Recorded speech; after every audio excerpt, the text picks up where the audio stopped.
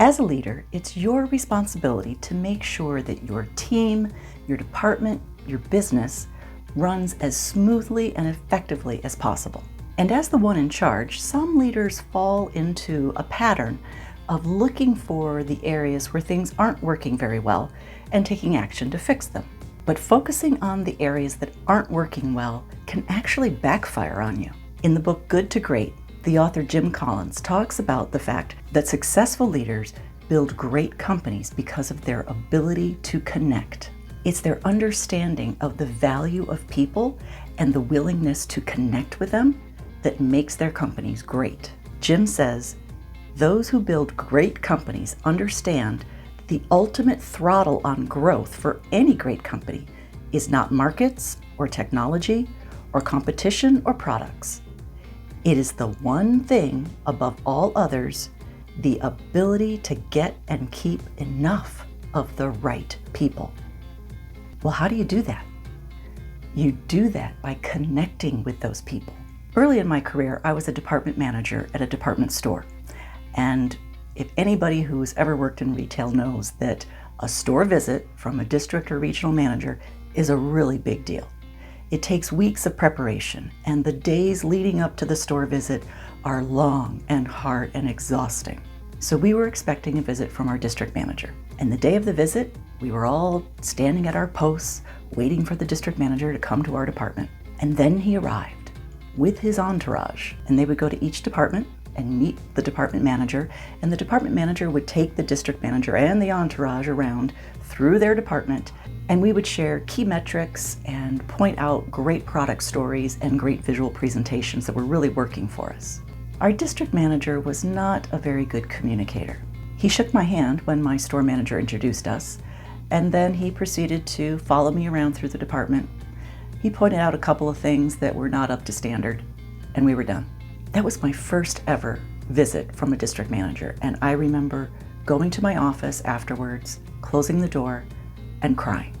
I was feeling a rush of emotions, relief that it was over, disappointment because he barely acknowledged me, and anger. I was angry. I had worked my butt off for days for that.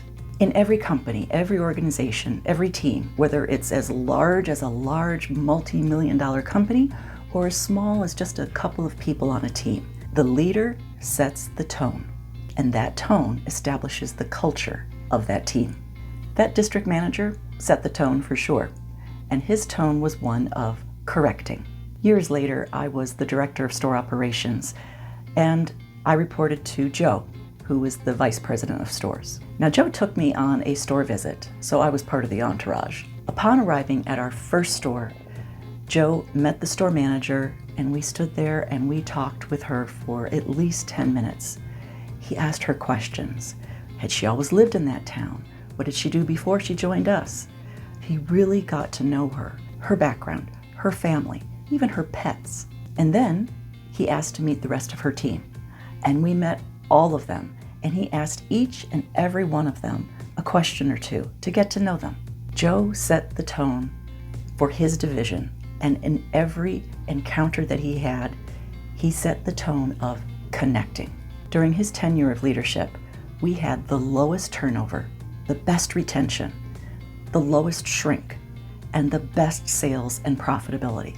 There is a direct correlation between achievement and the ability to connect with people. Jay Hall of the consulting firm Teleometrics studied the performance of 16,000 executives. And here are a few of his findings. High achievers care about people as well as profits. Average achievers concentrate on production or sales. Low achievers are preoccupied with their own security. High achievers view subordinates optimistically. Average achievers focus more on their own status. Low achievers show a basic distrust of subordinates. High achievers seek advice from those under them. Average achievers are reluctant to seek advice from those under them. Low achievers don't seek advice. High achievers listen well to everyone. Average achievers listen only to superiors. Low achievers? Avoid communication and rely on policy manuals. Clearly, if you want to have an advantage in business and in working with people, you need to learn how to connect with them.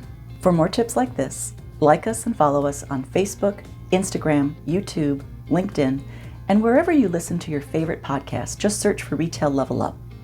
Be sure to visit our website, retaillevelup.com, and sign up to get our weekly newsletters. We send Monday Motivation and Top Tip Tuesday because we all can use a little extra motivation right now, and we can certainly use some top tips because now, even more than ever, it's time to level up.